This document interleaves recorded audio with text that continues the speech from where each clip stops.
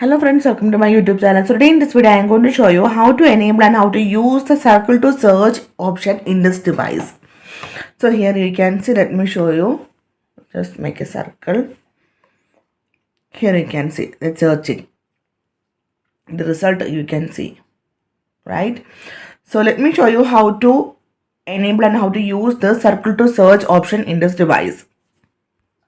For this, go to settings and here you can see the option display. Tap on this one.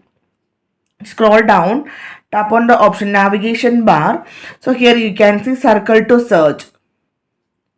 Okay, you can see touch and hold the home button or the navigation handle to search using the content on your screen. So if you're using these buttons, then press and hold this home button. Now we can make a circle. You can see it's searching and find the answers. So if you are using the swipe gestures, let me show you. Now I select the option swipe gestures. Now here you can see a line. Tap and hold this line. Now make a circle.